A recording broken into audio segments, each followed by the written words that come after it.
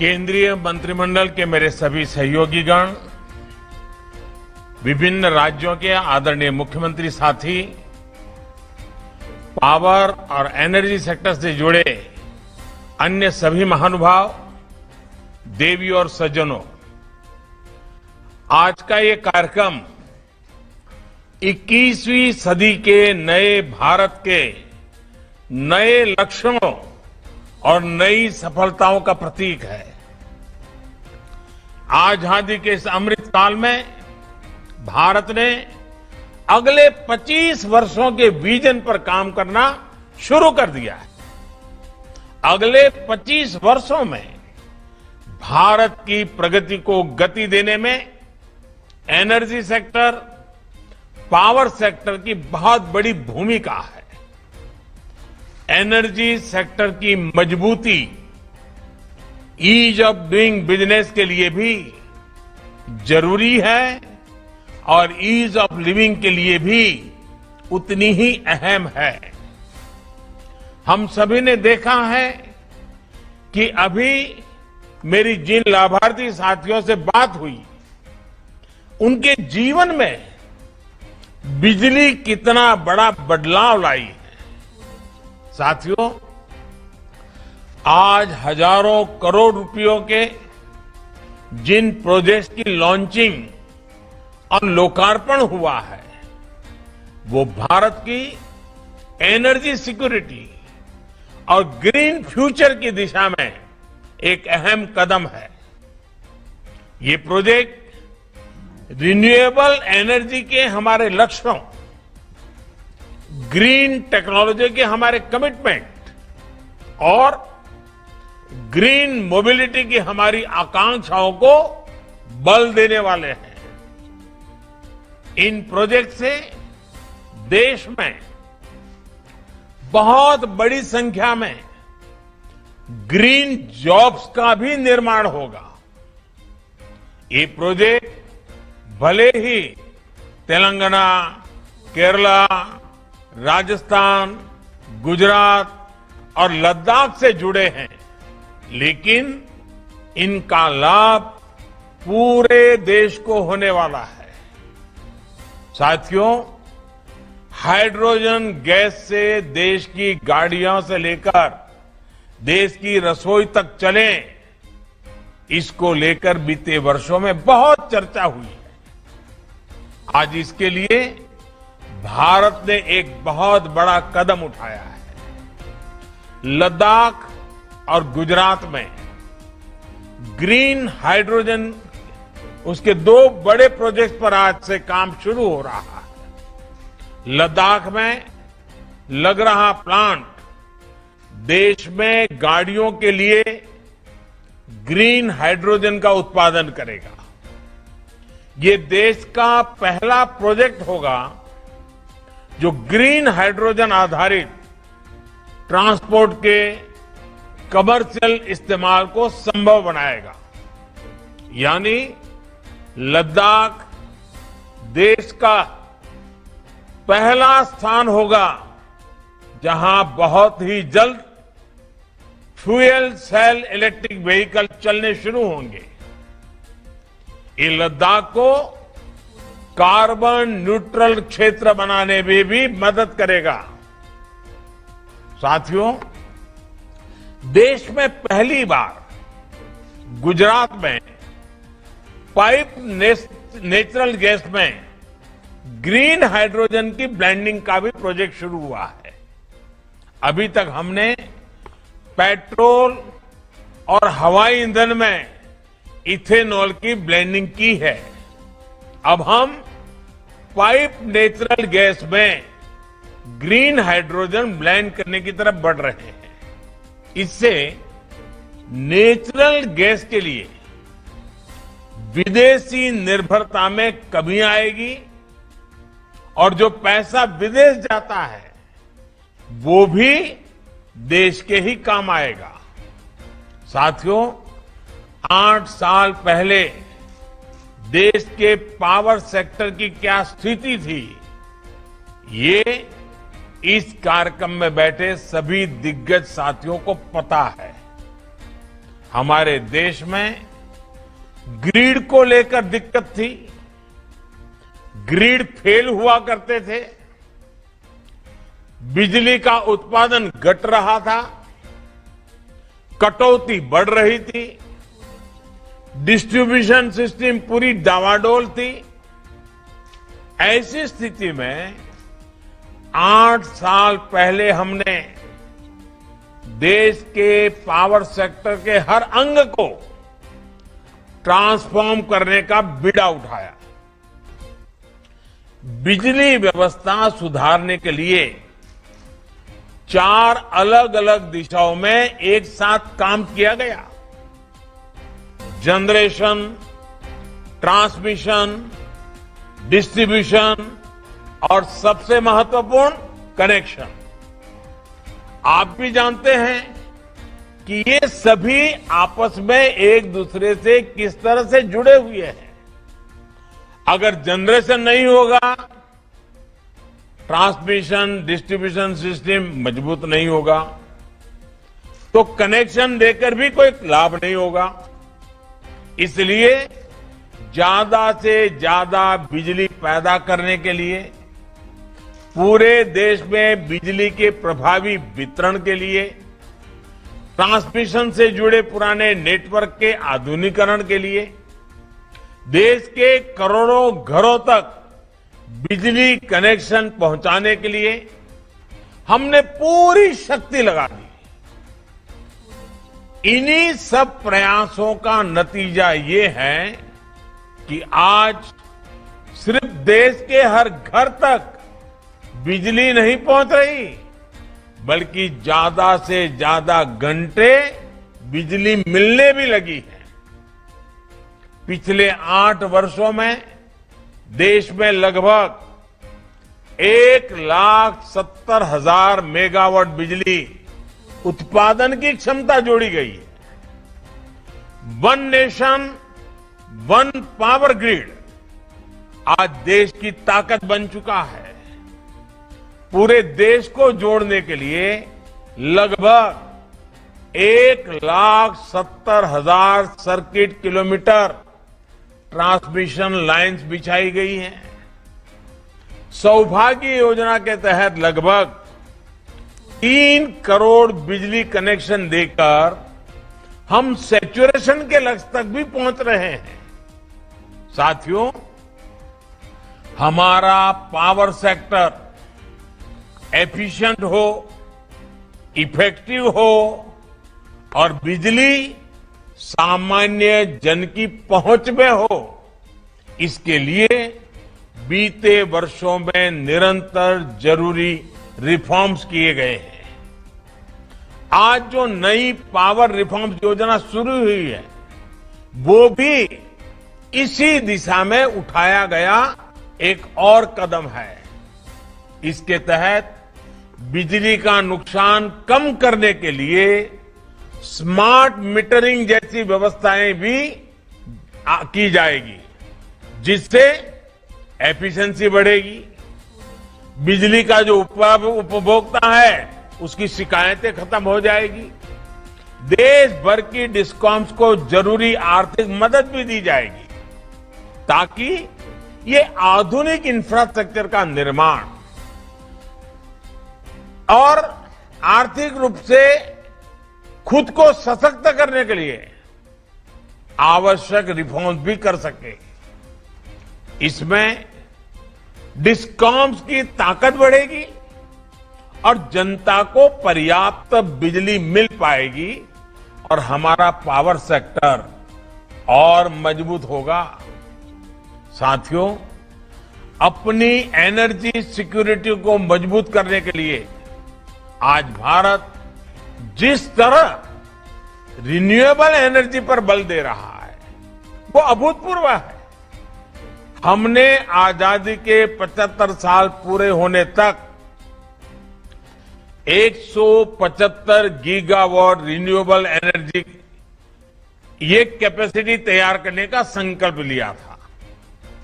आज हम इस लक्ष्य के करीब पहुंच चुके हैं।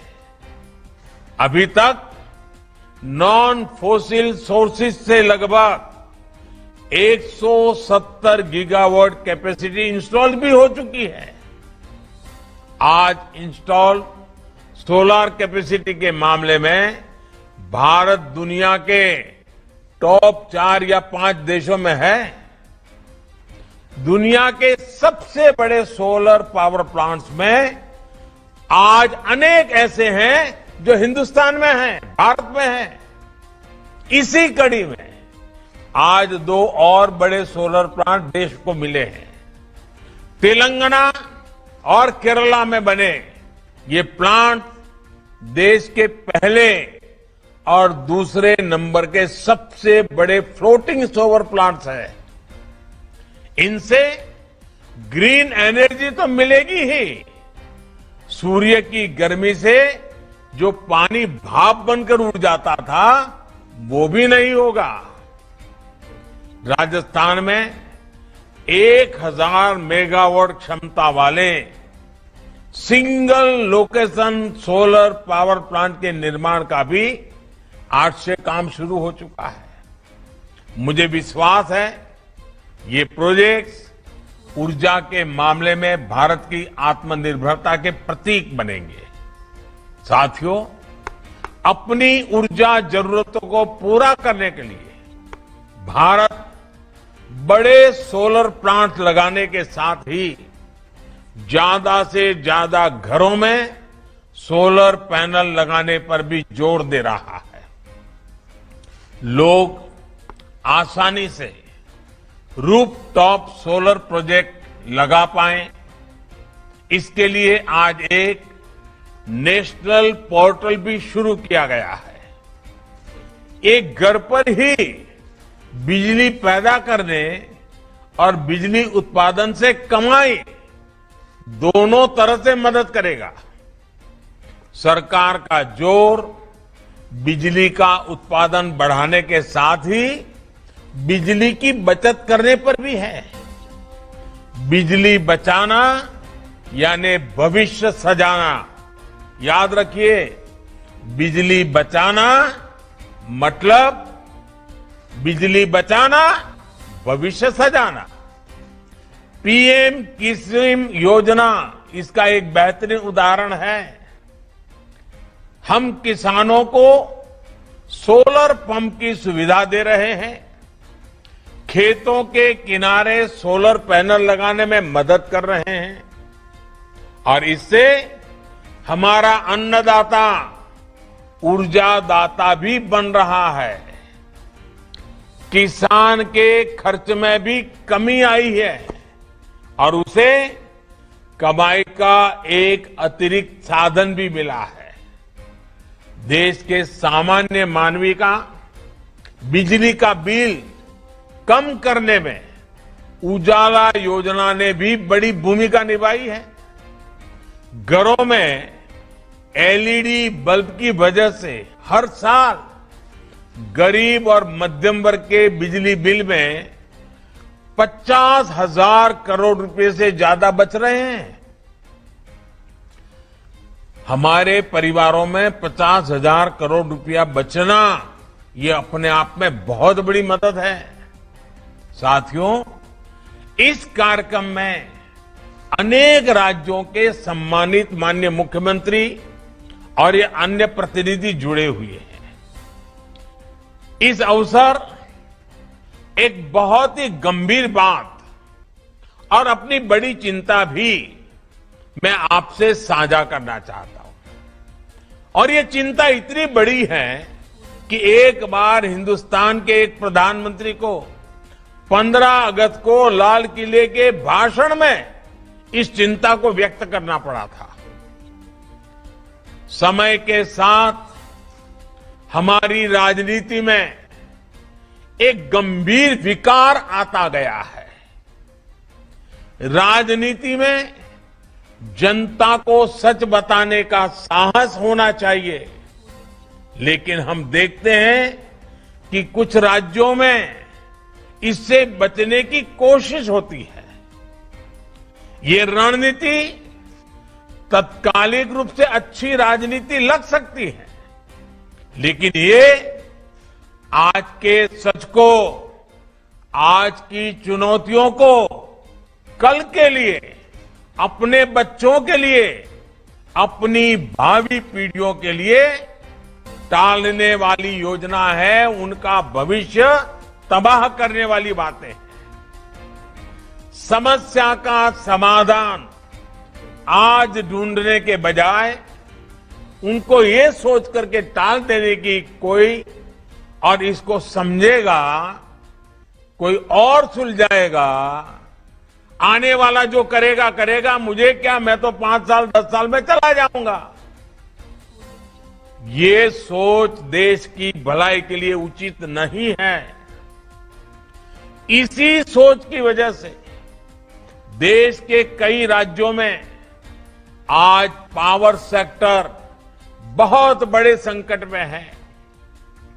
और जब किसी राज्य का पावर सेक्टर कमजोर होता है तो इसका प्रभाव पूरे देश के पावर सेक्टर पर भी पड़ता है और उस राज्य के भविष्य को अंधकार की ओर धकेल देता है। आप भी जानते हैं कि हमारे डिस्ट्रीब्यूशन सेक्टर में लॉसेस डबल डिजिट में हैं, जबकि दुनिया के विकसित देशों में ये सिंगल डिजिट में बहुत नगण्य है। इसका मतलब ये है कि हमारे यहां बिजली की बर्बादी बहुत है और इसलिए बिजली की डिमांड पूरी करने के लिए हमें जरूरत से कहीं अधिक बिजली पैदा करनी पड़ती है। अब सवाल ये है कि डिस्ट्रीब्यूशन और ट्रांसमिशन के दौरान तो जो नुकसान होता है उसे कम करने के लिए राज्यों में जरूरी निवेश क्यों नहीं होता? इसका उत्तर ये है कि अधिकतर बिजली कंपनियों के पास फंड की भारी कमी रहती है। सरकारी कंपनियों का भी ये हाल हो जाता है। इस स्थिति में कई कई साल पुरानी ट्रांसमिशन लाइनों से काम चलाया जाता है, नुकसान बढ़ता जाता है और जनता को महंगी बिजली मिलती है।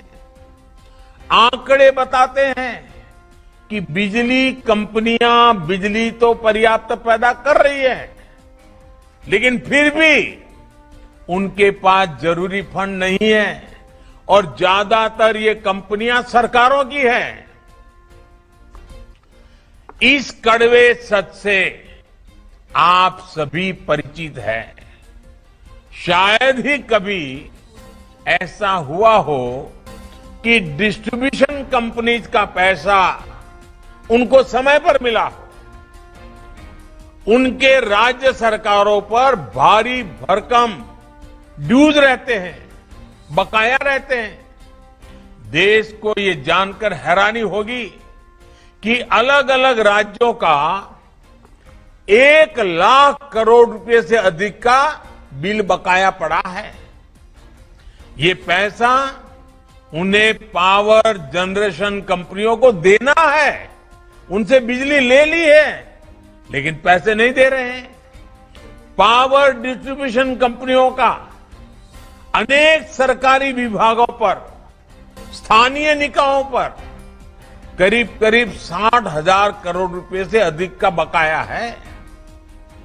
और चुनौती इतनी नहीं है, अलग अलग राज्यों में बिजली पर सब्सिडी का जो कमिटमेंट किया गया है वो पैसा भी इन कंपनियों को समय पर और पूरा नहीं मिल पाता।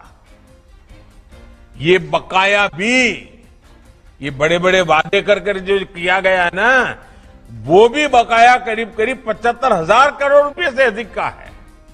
यानी बिजली बनाने से लेकर घर घर पहुंचाने तक का जिम्मा जिनका है, उनका लगभग 2.5 लाख करोड़ रुपए फंसा हुआ है। ऐसी स्थिति में इंफ्रास्ट्रक्चर पर, भविष्य की जरूरतों पर निवेश हो पाएगा कि नहीं हो पाएगा? क्या हम देश को, देश की आने वाली पीढ़ी को अंधेरे में जीने के लिए मजबूर करना है क्या? साथियों, ये जो पैसा है सरकार की ही कंपनियां, कुछ प्राइवेट कंपनियां हैं, उनकी लागत का पैसा है। अगर वो भी नहीं मिलेगा तो फिर कंपनियां न विकास करेगी, न बिजली के नए उत्पादन होंगे, न जरूरतें पूरी होगी। इसलिए हमें स्थिति की गंभीरता को समझना होगा और बिजली का कारखाना लगाना है तो 5-6 साल के बाद बिजली आती है। कारखाना लगाने में 5-6 साल चला जाता है। इसलिए मैं सभी देशवासियों को हाथ जोड़ करके प्रार्थना करता हूं, देश के उज्जवल भविष्य के लिए प्रार्थना करता हूं। हमारा देश अंधकार में न जाए, इसके लिए जागरूक होने की जरूरत है। और इसलिए मैं कहता हूं, ये राजनीति का नहीं, ये राष्ट्र नीति और राष्ट्र निर्माण का सवाल है। बिजली से जुड़े पूरे सिस्टम की सुरक्षा का सवाल है। जिन राज्यों के ड्यूज पेंडिंग है, मेरा उनसे आग्रह है कि वे जितना जल्दी संभव हो सके इन चीजों को क्लियर करें।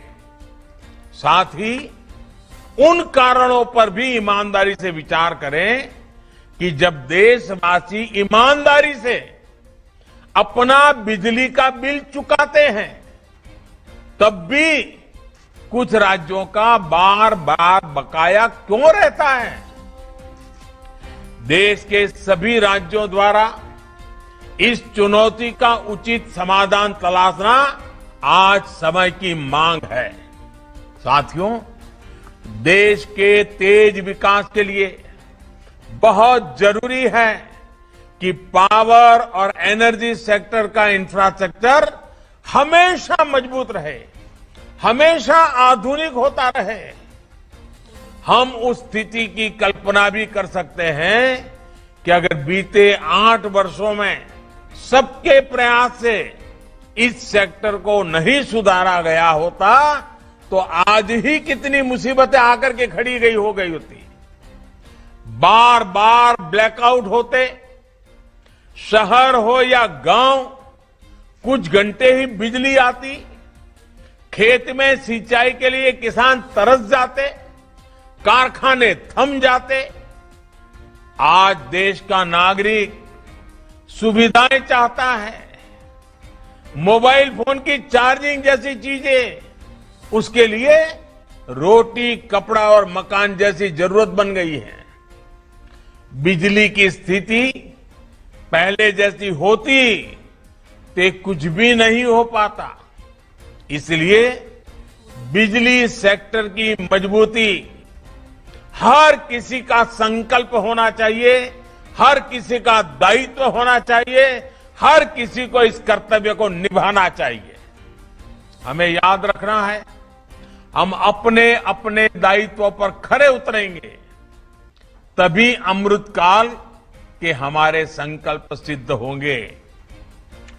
आप लोग भली भांति, मैं गांव के लोगों से अगर बात करूंगा तो मैं कहूंगा कि घर में सब हो, घी हो, तेल हो, आटा हो, अनाज हो, मसाले हो, सब्जी हो, सब हो, लेकिन चूल्हा जलने की व्यवस्था न हो तो पूरा घर भूखा रहेगा कि नहीं रहेगा?